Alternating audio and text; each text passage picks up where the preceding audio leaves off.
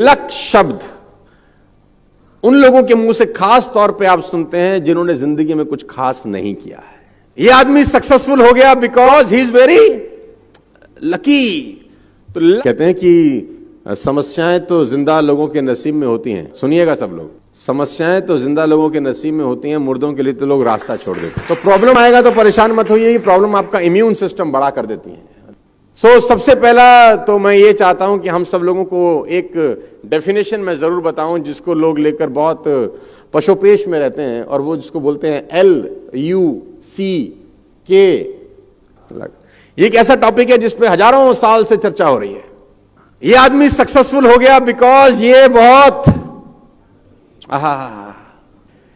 He is very successful because he is very lucky.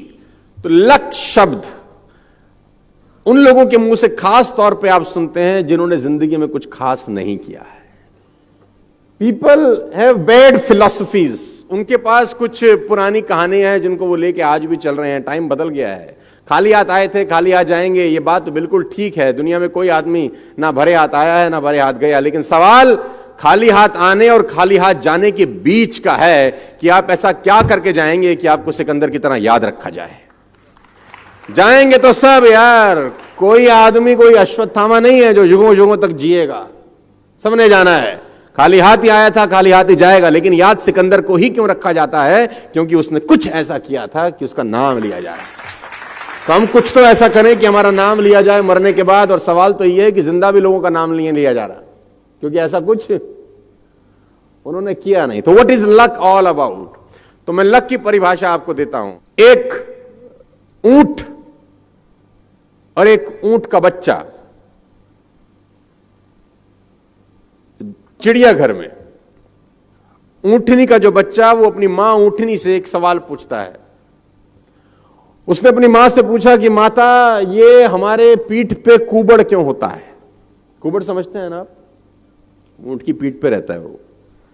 तो ऊंटनी का बच्चा ने पूछा कि मां, हमारी पीठ पे कुबड़ क्यों होता है? तो मां ने जवाब दिया, बेटा रेगिस्तान में कभी कभी पानी नहीं मिलता बहुत समय तक, तो पानी स्टोर करने के लिए नेचर ने हमको ये कुबड़ दिया है कि हम पानी बहुत सारा एक साथ ड्रिंक कर सकते हैं, इसको सेफ सिक्योर कर सकते हैं। अगर हमें बहुत दिन तक पानी ना मिले तो अंदर का वाटर से हम लोग अपनी लाइफ को मेंटेन कर सके।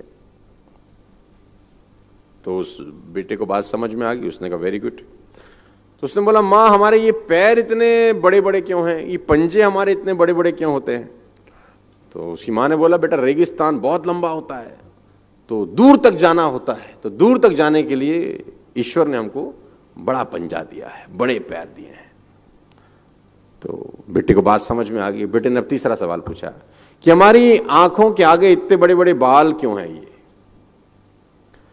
तो उसकी ऊंटनी मां ने कहा कि बेटा रेगिस्तान में आंधी बहुत चलती है, रेत उड़ती है, तो रेत हमारी आंखों में ना आ जाए इसलिए ईश्वर ने हमको आंखों के आगे हेयर्स दिए, बाल दिए। अब वो जो ऊंटनी का बेटा था उसने चौथा सवाल पूछा, और उस चौथे सवाल ने उसकी मां को चारों खाने चित कर दिया। उसने कहा, अच्छा कुबड़ पानी सेव करने के लिए रखा है? मां ने बोला हाँ। पैर इसलिए कि रेगिस्तान में दूर तक जा सके? मां ने बोला हाँ। आंखों के ऊपर बाल इसलिए कि आंखों में धूल ना आए, रेत ना आए? मां ने बोला हाँ। तो फिर इस वक्त हम चिड़ियाघर में क्या कर रहे हैं?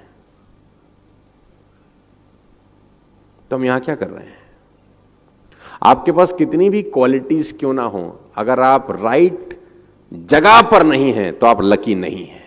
सही जगह पर, सही समय पर और सही लोगों के बीच में बैठने को बोलते हैं लक।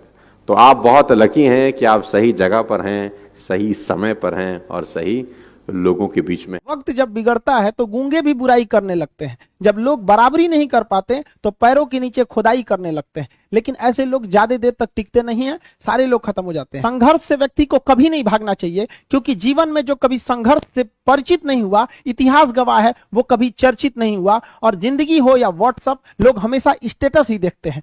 जीवन में संघर्ष का आना बहुत जरूरी है, क्योंकि फूलों की हिफाजत कांटे ही करते हैं, माली तो बहुत बाद में आता है। और रिकॉर्ड वो तोड़ते हैं जिनके रगों में खून नहीं बल्कि लक्ष्य पाने के लिए जुनून दौड़ता हो। याद रखिएगा, जिस समय आपका किस्मत साथ न दे, समझ जाइएगा कि आपकी मेहनत आपका साथ देगी। किस्मत एक लिफ्ट की तरह होती है, कभी भी धोखा दे सकती है, लेकिन जो मेहनत होती है वो सीढ़ियों की तरह होती है। चढ़ने में तो थकान देगी, लेकिन कभी आपका साथ नहीं छोड़ेगी, आपको अपने मंजिल तक पहुंचाएगी। और बुलंदी पे चढ़ने के बाद आपको घमंड नहीं बल्कि एक सुकून मिलेगा कि मेहनत जरूर किए लेकिन अपनी मंजिल तक जरूर पहुंचे। स्टूडेंट लाइफ की सबसे बड़ी खराबी किसी चीज को कल पे टाल देना। आज टीचर्स ने पढ़ाया, कल रिवाइज करेंगे, आज लिखे कल इसको सॉल्व करेंगे।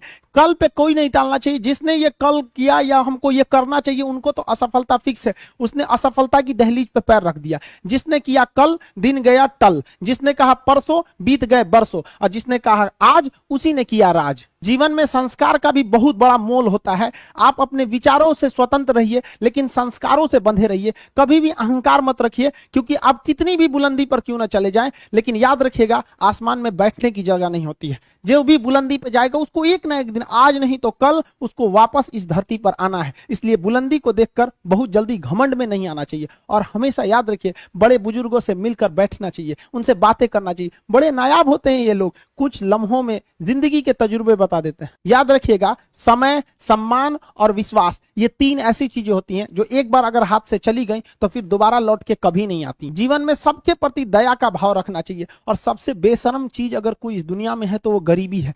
कमबख्त उम्र का भी ख्याल नहीं रखती है। और किसी के वक्त का मजाक मत उड़ाइएगा जनाब, ये वक्त है, सबके चेहरे याद रखता है। सबके प्रति दया और आदर की भावना रखिएगा। कभी जानवर मिले तो उनके लिए भी 2 रोटी निकाल लीजिएगा, क्योंकि जनाब इन्हें नहीं पता है कि खाने के लिए पैसे देने पड़ते हैं। आप जिस समय कंफर्टेबल हैं उस समय उठिए, लेकिन हाँ एक बात जरूर याद रखिएगा, जितना जल्दी उठेंगे उतना ज्यादा आपके पास वर्क टाइम ज्यादा रहेगा। अब देर से सो के उठेंगे तो आप एक अच्छा सा वर्किंग टाइम को गंवा चुके रहेंगे। तो एटलीस्ट कोशिश कीजिए कि भाई बहुत से बहुत तो 6-7 के बीच में उठ ही जाइए। और पहले उठते हैं तो ये अच्छी बात है, लेकिन ऐसा नहीं है कि जो पहले नहीं उठते हैं उनके लिए बहुत गलत बात है। आप जितना पढ़ सकते हैं अपनी कैपेसिटी के हिसाब से ही पढ़िए। आपकी बॉडी 8 घंटा नहीं सस्टेन कर पा रही है, आप 4 घंटा ही पढ़िए, बट धीरे धीरे उसको इंक्रीज कीजिए।